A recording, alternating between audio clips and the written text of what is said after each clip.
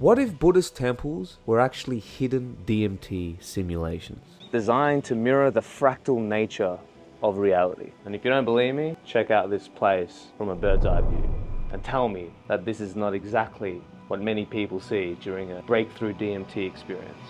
I explored over 30 temples across Thailand and discovered that there are three main elements that link the psychedelic state and Buddhist spirituality and art. Number 1, sacred geometry and fractals. 2, ego liberation. And 3, entities. I've definitely been to this place before, specifically with Chang'e. The white textured aesthetic, the spiral flowers. The dragon, I'm not so sure, but definitely some sort of an entity face. If we were to get this rooftop and just kaleidoscope it around, pretty sure I've been here before, man.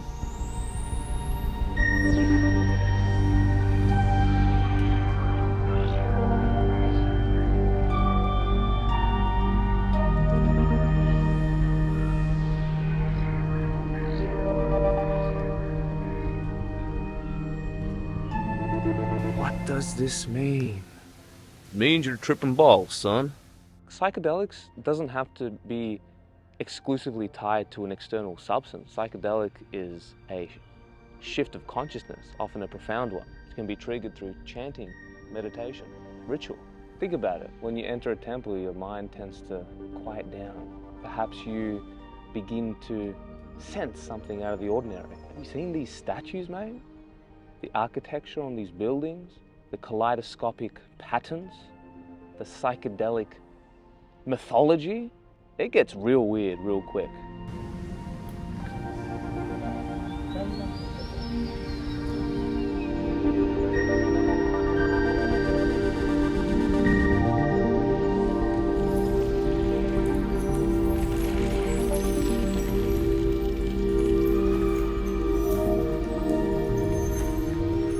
Not to mention that these structures often mirror fractal geometry, the same complex repeating patterns that emerge in deep states of psychedelia.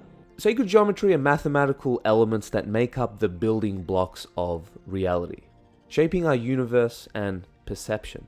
From the least symmetry you see in sand dunes, animal markings, clouds, and throughout all of nature, to the Fibonacci sequence and the golden ratio, to the flower of life pattern in cellular division, to the spherical symmetry in planets and atoms, to spirals in galaxy formations, all the way to Mandelbrot sets and fractals. It's all around us, mate. And sacred geometry and fractals also extend beyond the physical world and into the mental and spiritual. For example, you have the mandala as a portal to higher realms, the hero's journey and the circle, symmetry and balance in relationships, the torus and cycles of consciousness, the spiral as a path of spiritual evolution, and of course, the flower of life as the blueprint of creation. As Hermetis famously said, as above, so below, as within, so without. Buddhists understand that material reality is not the be-all end-all.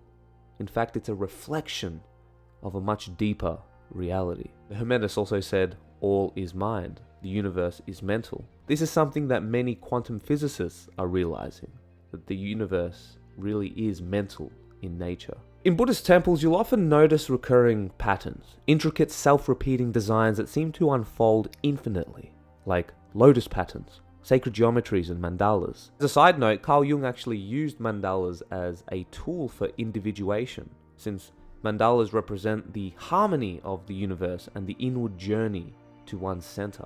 These temples aren't just built, they're designed to transform your mind. In fact, these temples are the mind, in quite a literal sense. It all came from within. This is just an external manifestation of our consciousness. So it's no surprise that YouTube demonetizes my content all the freaking time.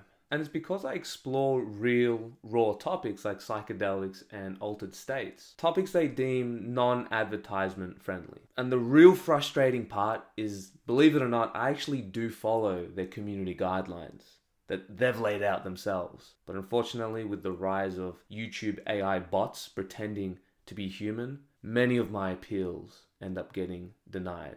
because my content is non-educational. Even my interview with Dr. Rick Strassman talking about science and pharmacology was deemed as non-educational. Many of you know that creating this content takes a lot of time, effort, and high quality equipment. I really do put everything of myself into these videos 7 days a week. So yeah, it kind of sucks when you spend thousands of dollars on a video only to get demonetized, which of course cuts your ad revenue by a huge percentage, and of course YouTube promotes it much less. And trust me, I don't like making these Patreon segments, right? Asking for help.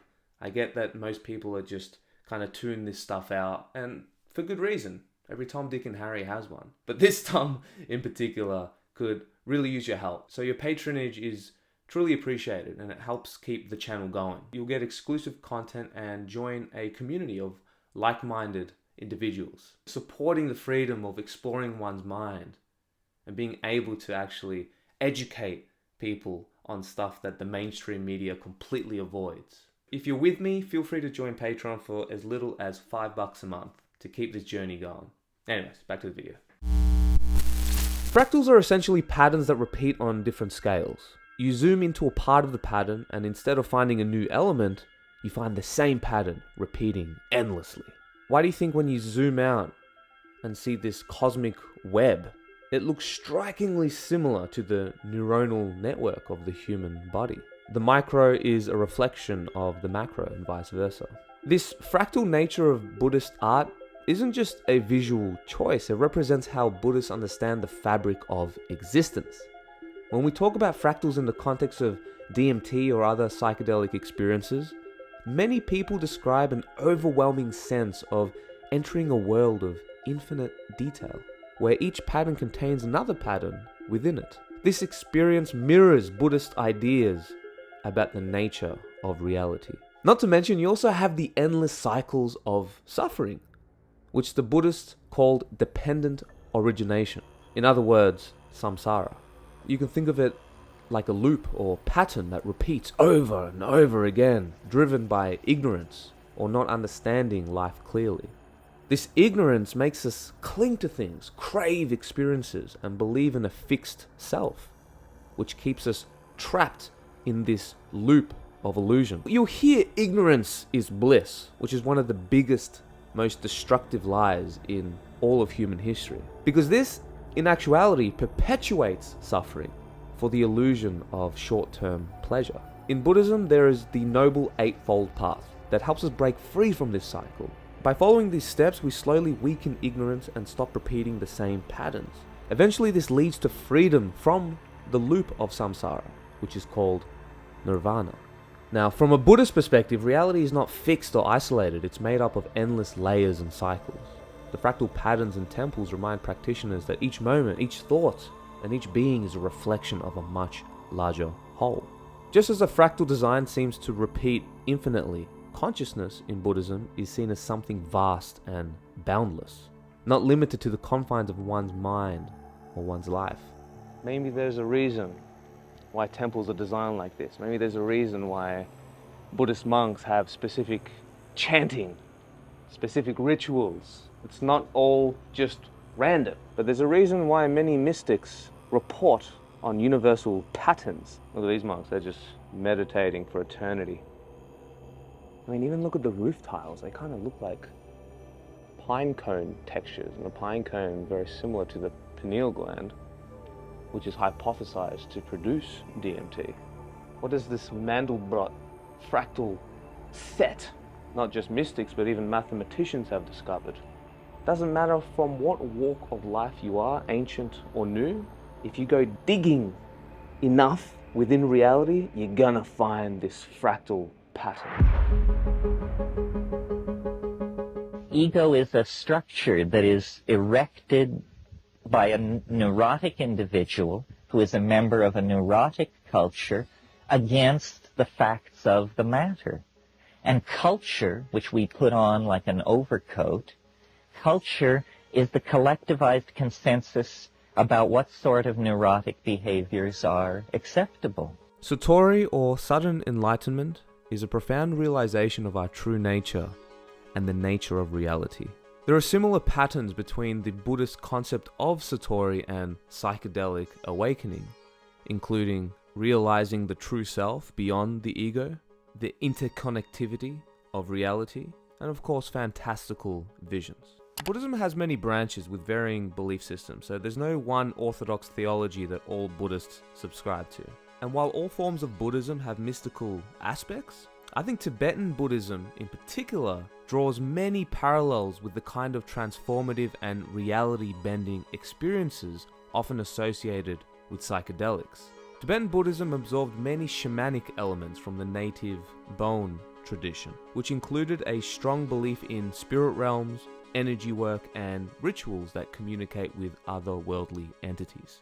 In Buddhism, ego liberation is a central theme, deeply woven into its practices and philosophy. This aligns with the idea of letting go of the self or the illusion of a permanent separate identity to awaken to a broader, more expansive state of being. You know, when I first spent any time at the Zen temple, I spoke with as many of the young monks, all in their early 20s like myself, and I asked them, how many of them took LSD before they became monks, and almost everybody said, "Yeah, I took LSD as a as a teenager or young adult." How important were those LSD experiences in you becoming a monk?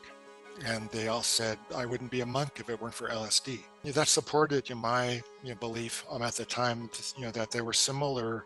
The same part of the brain might be turned on with LSD as is turned on with certain meditation practices. And of course, this ain't the only way to get to this state of consciousness, but we have to remind ourselves that DMT is a molecule embedded throughout virtually all of nature, at least found in the human body and many, many plants. Perhaps DMT is even a neurotransmitter and we just don't know it yet.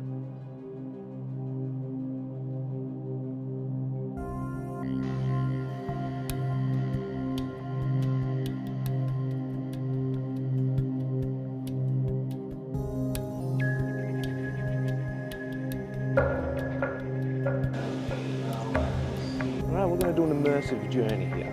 I don't want to just be yapping all the time, which I tend to do on these videos, but dude, look at this. Look at this.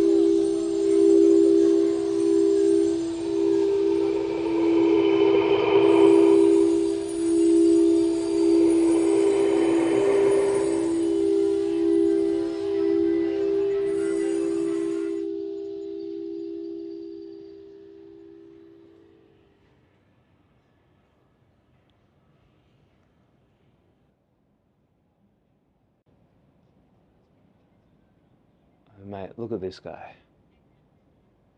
He is blissing out. And if you see on his forehead, I'm pretty sure that's the third eye. And it looks purple, amethyst almost, which is the corresponding color, at least according to the chakra system. It even said on the sign there that it's possible, no matter where you come from, what creed, what religion, what belief system you have, we can all have the potential to reach enlightenment. Just like this guy. Just like this guy. Meditation, of course, takes a lot more patience and discipline to be able to reach these states where you start to perceive and uncover the fractal nature of reality. But it's a slower process. It's peeling each layer of the onion one by one, shoop, shoop, shoop, shoop, until you reach the source, which human consciousness is connected to. It's connected to the source of creation, of creator, of life itself. Whereas smoking DMT kind of just, it just rips all the layers at once. But everything has its place, doesn't it? That's the thing about mysticism and spirituality. Very individual, personal journey. God puts us all on a unique path, and sometimes we need to learn in different ways. Not all of us learn the same. You can show two people the exact same lesson, but it doesn't mean that they're going to necessarily learn or grow from that, depending on the stage of consciousness that they're at, the stage of life that they're at. Hey, I've just noticed that someone's taken that Buddha. I'm one of those evidently stubborn individuals where I gotta learn the same lesson like 20 times before it like penetrates my thick skull. Sometimes, like my wife Yesenia, she always gets peeved at this, that she'll tell me one thing and I'll be like, yeah, whatever. Like I'll listen, but I won't let it really sink in. And then one of my friends will tell me the exact same thing, and I'll be like, oh my God, you're so right. And Yesenia will be like, dude, I told you that ages ago. And it's like, yeah, but you didn't say it like that. And it didn't come from that person, from that, you know, that's the thing. It's not just having the truth. The truth in many ways has to be presented in a very specific way, tailored to the individual so they're able to, okay. That's why tone matters. Who it's coming from matters. When you say certain things to people, it matters. Time matters. Why do you think in the Buddhists, man, why do you think they meditate at 4 in the morning? It's because that's the prime time, that your brain is primed to have those experiences. When I was heavily into lucid dreaming, usually around 4 o'clock in the morning when I'd wake up, do the wake back to bed method, stay out for like 10 minutes, meditate, make the intention clear, and then go back to bed. Oh, mate. Whew. I'm not even joking, that's even more psychedelic than most of my psychedelic experiences. It's all there. Dream yoga, astral projection, chanting, deep breath, staring into a mandala. Now we even have stroboscopic light technology to trigger that DMT trance-like state. Like even me just being here and looking at these intricate temples and just being in this space, even just the architecture, even though it's empty, still has that effect on my consciousness where it makes me, I'm just more prone to thinking about this shit. I don't always think about the fractal nature of reality and how it mirrors the deepest layers of human consciousness, mathematics and all this metaphysical, mystical stuff. But when I'm here, whew, damn straight I'm gonna be thinking about this stuff. Damn straight I'm gonna start thinking about my life and introspecting, peeling the layers and going deeper within, you know, being reminded to continue walking along the path. Even if you fall over and you got to get up again. Continue to learn, to seek truth, to be a kinder person, man, because many times I talk about all this shit, but do I walk it? Sometimes. Many times not. I talk about spirituality, yet I'm still fapping. I think about mysticism. I preach compassion and kindness, yet I can be a dick, say mean things. I still go unconscious. I don't like making people upset. I don't like to hurt people with my words. Yet I still do it. That's why it's called a meditation practice, because you gotta practice. I wish it was as simple as doing one profound meditation session or one DMT trip, and it's like, oh, okay, cool, yeah, but I've got the answers. Oh, it's so obvious. Just be loving, kind. Tap into that pure awareness. Oh, life's so simple now. But no, it doesn't work that way though, does it? Sometimes life is just, you get caught up in the waves and the storms and the seasons. You go unconscious.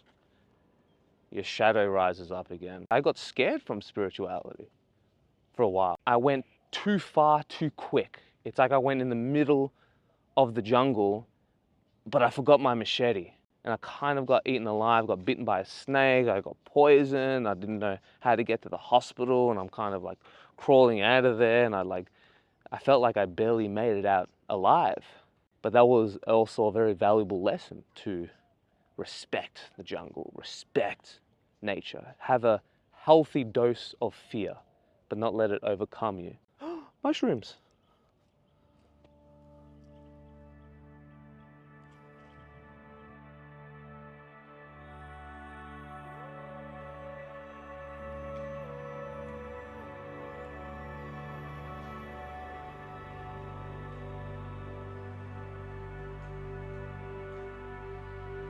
Beautiful, huh? Very satisfying for the mind to look at, you know.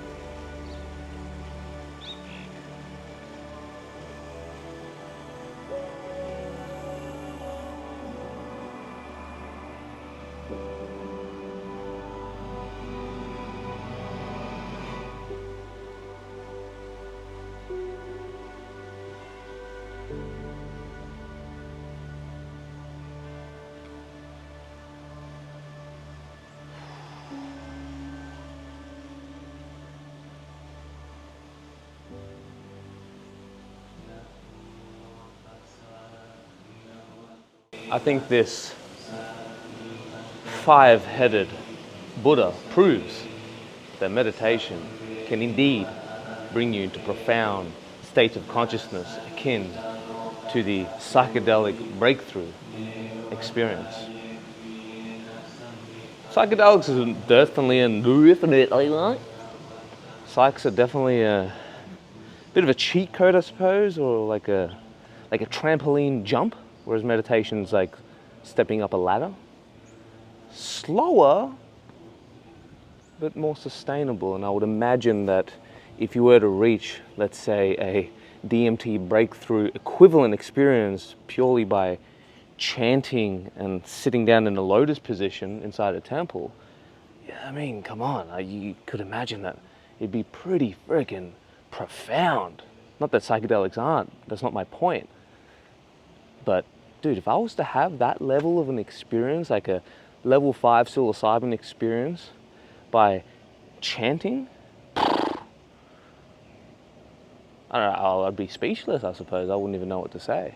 You see the fractal patterns embedded within these temples. These very same fractals are used in mandalas to get the mind into a trance state. It's where you go beyond space and time, where your sense of self dissolves.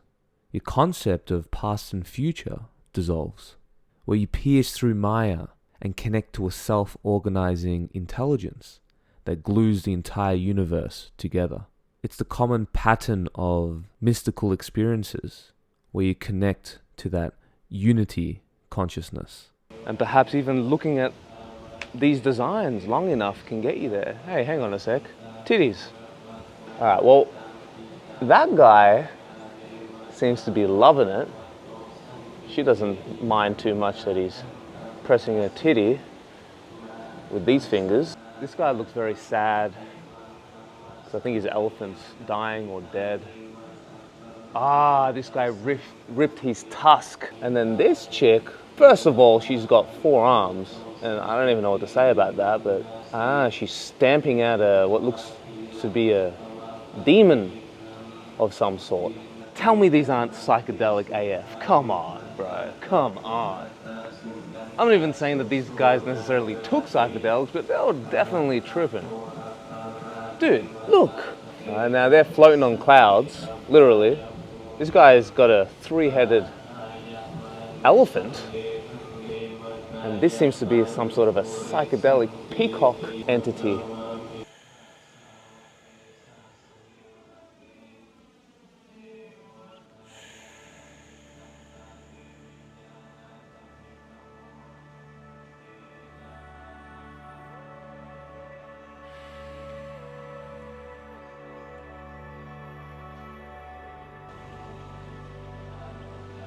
I'd love to meditate for longer, but I've got to take notice of clock time.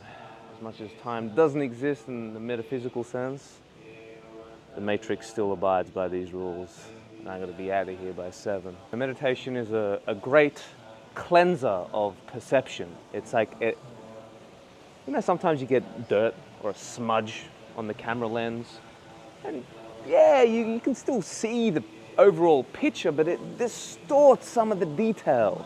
It hides the clarity. Meditation?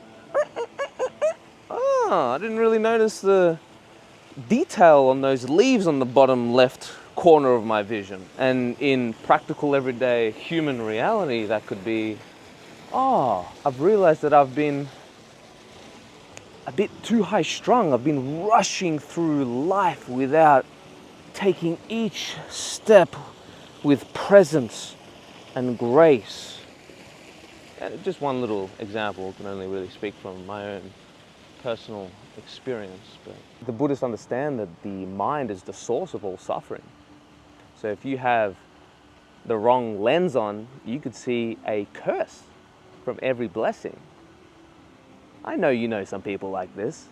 They complain about everything. They'll look at a masterpiece Leonardo da Vinci painting and they'll look at the tiny smudge on the left-hand corner that no one else noticed, and that's all they're fixated on.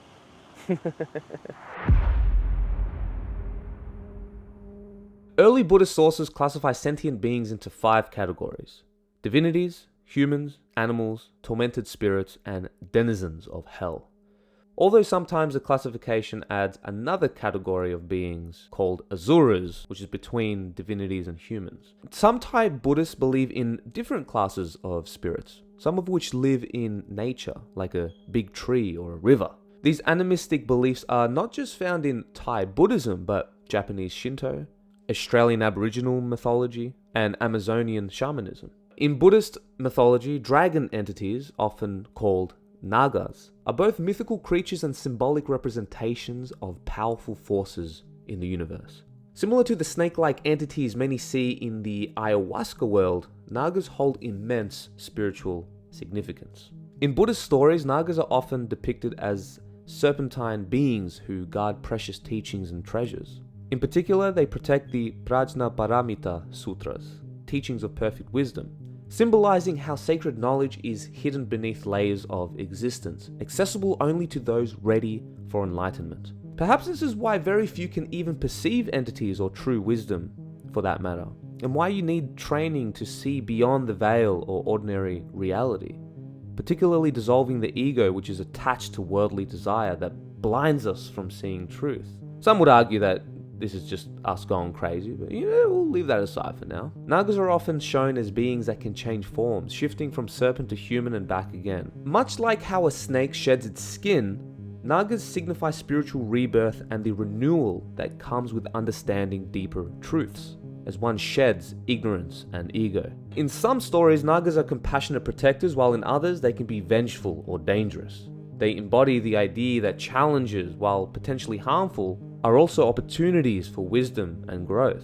Just like in DMT journeys, some get traumatized. I think I might have figured out why I'm the only person here. And I think that's due to how slippery these damn steps are. Jesus. Oh, fucking hell.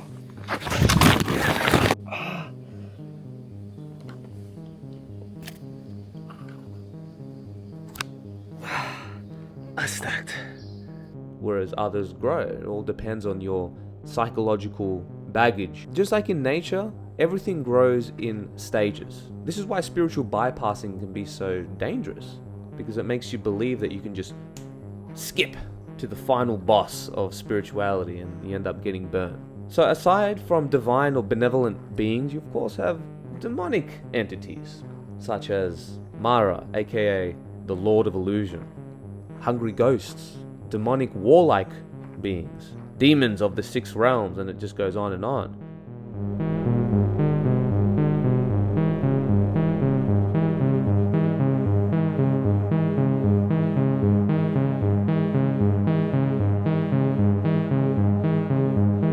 And just like in the psychedelic community, depending on who you ask, some would say these entities are external forces residing in the spirit world. Others would say they're psychological and metaphysical in nature. But I don't really think it matters, because reality, as we've discussed, is interconnected and fractal in nature. There is no fundamental distinction between the physical and metaphysical. Just because something's imaginary and you can't touch it, it doesn't mean it can't have very real effects on the material world. I think this is why many of the world is in disarray, because they disregard many of these metaphysical forces as, it's not real, it doesn't matter. Maybe it does.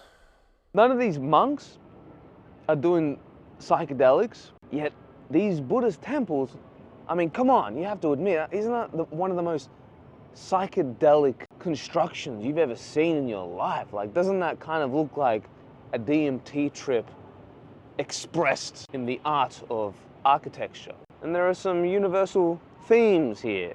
Sacred geometry, mythological beings. I mean, come on, man, you saw some of those temples with like the weird faces and the deities, even those kind of imp-like guardians at the front of the temple, and it maybe represents layers, you know, like in the DMT space, for example, when you go and encounter the trickster.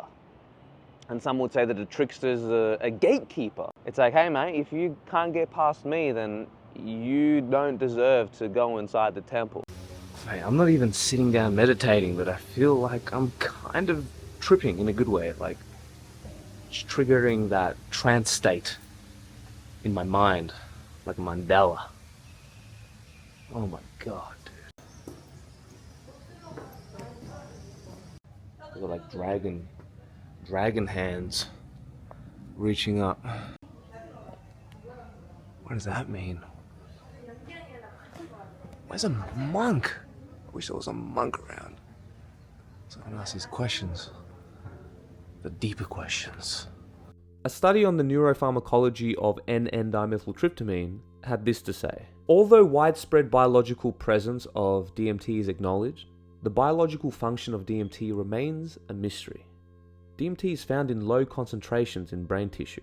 There have been a great deal of speculation about the role of DMT in naturally occurring altered states of consciousness, such as psychosis, dreams, creativity, imagination, religious and/or spiritual phenomena, and near-death experiences. Additionally, DMT may play a role in waking reality. Waking reality is created in a similar way to altered states, except that the normal state correlates with events in the physical world. Thus, waking reality can be thought of as a tightly regulated psychedelic experience, and altered states arise when this regulation is loosened in some fashion. DMT may potentially act as a neurotransmitter to exert a signaling function in regions of the central nervous system, which are involved in sensory perception. So this is interesting, because if geometry equals number in space and music equals number in time, maybe, just maybe, DMT equals number in consciousness or perception. DMT is known for inducing complex, almost mathematical visions and experiences that seem to reveal a deeper layer of reality. People often report intricate geometric patterns, fractal structures, and seemingly hyperdimensional beings or landscapes. In these experiences, numbers and patterns feel like they inhabit our consciousness, reshaping how we perceive time, space, and the boundaries of reality. It's almost like DMT opens a portal where mathematical geometric forms come alive in our awareness, blurring the lines between perception and reality. And if DMT truly is an undiscovered neurotransmitter, all these psychedelic mystical states of consciousness start to make a lot more sense. What do you think? What is the nature of DMT? And do you think that there is an intricate link between this mysterious compound and mystical states? Anyways, if you like this video, check out this one, which uncovers one of DMT's biggest mysteries, the strange deja vu phenomenon. Yeah, it's pretty cool, mate. Check it out. Catch you later. Love you all.